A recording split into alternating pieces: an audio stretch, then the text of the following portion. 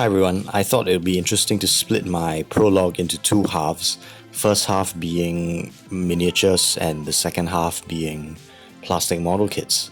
So I'll be talking a little bit about the projects that you'll see over the course of the next couple months, and also do a little bit of comparison because since I have all of them on the table, I can do something that I don't usually do when I focus on one, and that's to compare one to another and talk about, how the style has evolved over time and some of the techniques I've used. Right now, what you see is a collection of select projects that I've built up over the past year or so. And what I've done is I've laid them out I'll be presenting them in the order that I feel would be best. This is the Origin Zaku one, the Caecilius Forces Origin Zaku. And I really liked this design. It's the only Zaku one I own, but I think after getting this, I've become quite taken by them. But in this, you'll see sort of a more recent depiction or a more recent example of white armor chipping, and some weathering effects. And that kind of contrasts a little with... get focused. That sort of contrasts a little with some of the older weathering where I didn't use as much restraint. And you can see that in this one. I particularly like this example because it's one of my favorite mobile suit designs. But let me open that up. And another notable thing is that I put it in a little dome, which I found in an art shop. I thought it was quite a nice addition. So you can see that there is less restraint, and I was a lot more liberal with the chipping on this one. But another thing that makes it notable is the base. And you can see I've put in a pair of trees and some grass. That's the crashed core fighter, but actually the kit already comes with a core fighter with a little transparent cockpit cover, and you can open it up. I'm not going to open it up, but there's a tiny little Lauren hack inside. I've had steel plates on the feet so you can magnetize them. So I'll go deeper into this project over the next couple weeks, as will I go through this one. This is also a more recent project, cell shaded style. I think I really enjoyed doing this, so I'll probably do a couple more. This is the entry grade RX-78, and I had a lot of fun doing some serious scribing on this and then doing the cell shading. It's not GBWC compliant because I put in some third-party engine bells, thruster bells, but I thought they looked pretty nice. So while I can't enter it into a GBWC, it will look nice on the shelf. Now, speaking of RX-78s, back there, and I'll take you back there.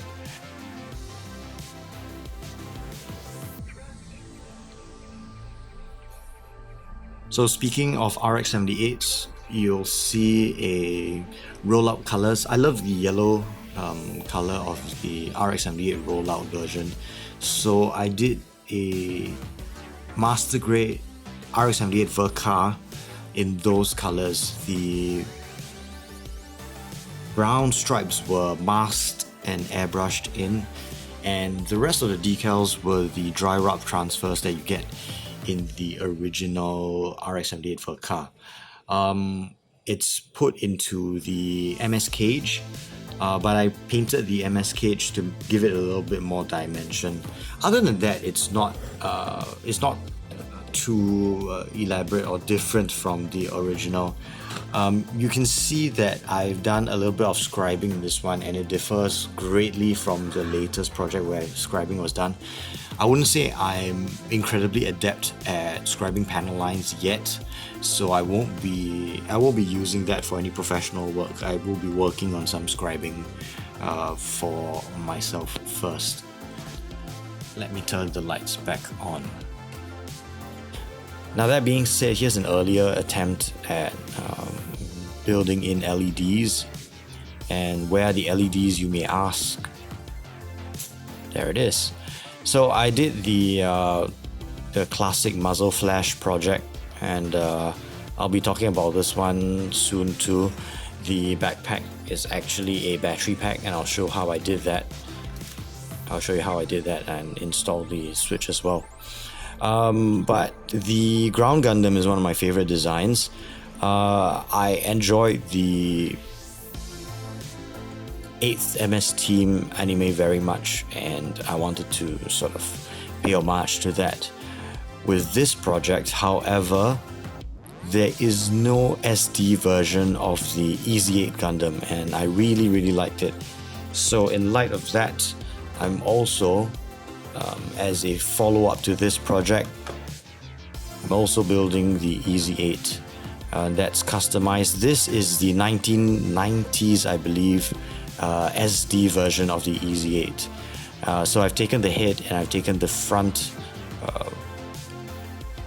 armor and kit bashed it with the Ground Gundam SD version. And so this one's gonna come up soon. I might also do the battery pack and a muzzle flash, but we'll see where we go with that. And speaking of early 90s model kits, this one's been sitting in the corner for a while.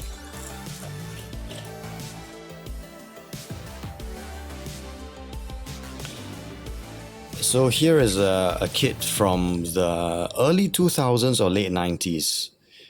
It's the Pet Labor Unit 2, the Ingram Unit 2, and I picked this up from Mandarake in Tokyo. I think it's from the Akihabara branch. It's from Nakano Broadway. And I saw this and I thought it would be quite fun because you don't see these in Singapore too often. So I thought I'd get my hands on it and then build it. Eventually I entered it into a small competition, which I didn't place in, but I did learn a lot from. You can see the early style of white armor weathering.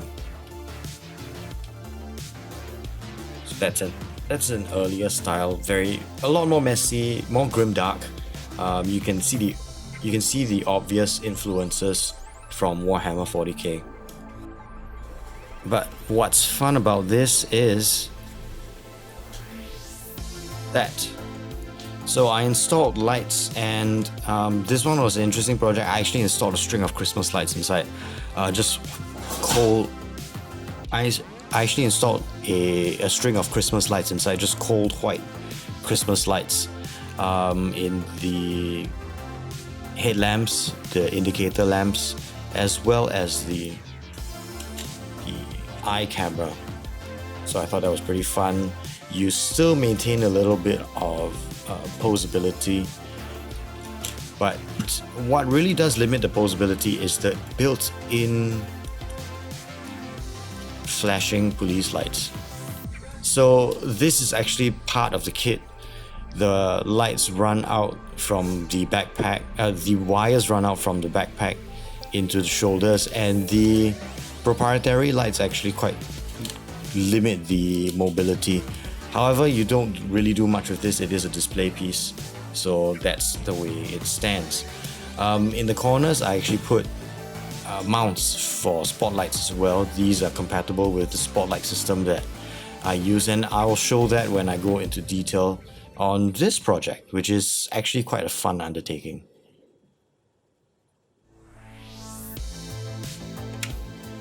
Now, a lot of people ask me, and I often get disparaged for this, if I go all the way to Mandarake, why am I not picking up some P Bandai kits? I do have a few, although I'm not very fond of a lot of the designs because they tend to be just repaints of existing kits, and since I paint almost every kit I own, I'm more interested in kits that are really hard to find and sort of out of production. This isn't actually out of production, but it is quite hard to find here in Singapore. Saw this in Mandarake 2 and decided to get my hands on it. It's the Turn X, Concept X, not a Gundam, but it is a mobile suit, and a lot of people just call it Turn X Gundam.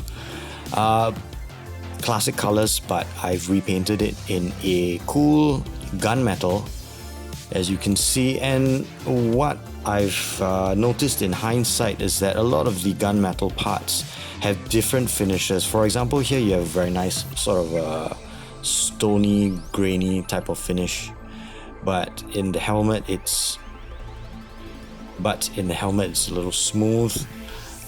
Wasn't very happy with that, but I'll probably do a repaint of this, strip the areas that I'm not fond of, and then do a repaint. I learned a lot from this as well because I did a candy coat on the backpack, and this was the first time I was doing a candy coat. I chose a big component to do it on so that I could see the mistakes, and you've got, you know, the typical textbook errors of your orange peel effect, going too wet or too dry with the candy coat, going too thick with some sections and going too thin with others. But it was quite a fun experience putting that together, and it being on one of my favorite mobile suit designs from one of my favorite concept designers ever, this was quite a fun project for me, and again we'll go into detail later on. Here's the Verka Sinanju. Sinanju is one of my favorite antagonist mobile suit designs. It's very sleek. It doesn't have that bulk and sort of thickness of a Sazabi, and I think that is really to its benefit. I didn't really like the more impractical quote-unquote designs of the big mobile suits and mobile armors. There are some exceptions which you'll see in future, but the Sinanju is one of my personal favorites.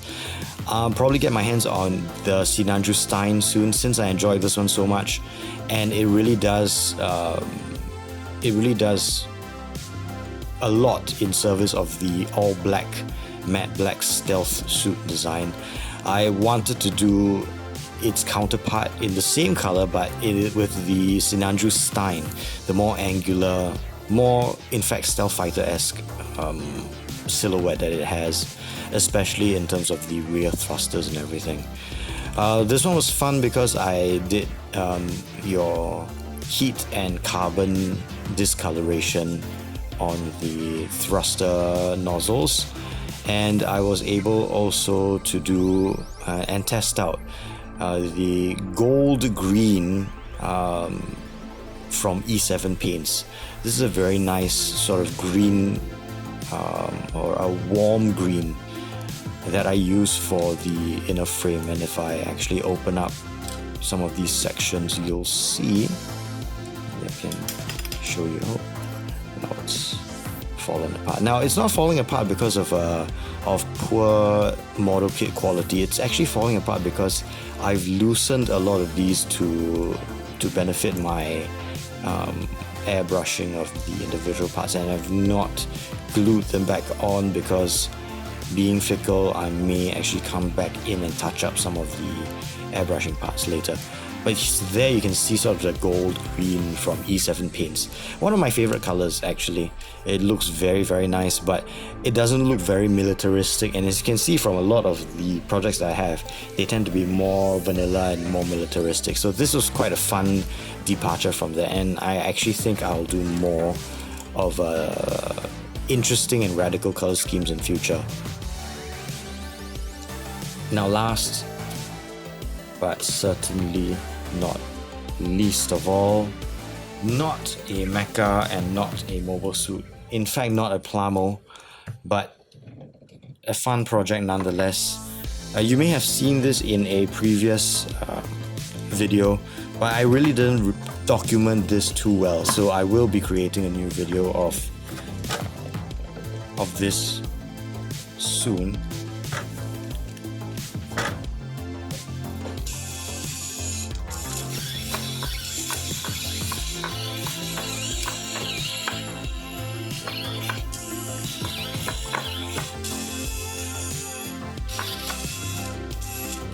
I think it speaks for itself. So this is one of the projects that I'll be talking about in future as well, within the next couple months or so. So stay tuned. There's going to be a lot more to come to the channel. There are projects that I have in storage that I'll break out as well. I've got two matching RX-78 Beyond Global versions, one in a dark scheme and one in a light scheme. I think those will be fun to display together. And I've got a lot more in the works as well, so stay tuned. And coming up next in probably the immediate next video, you'll see the Battletech breakdown of my largest 30-minute missions customs yet, and here's a little preview.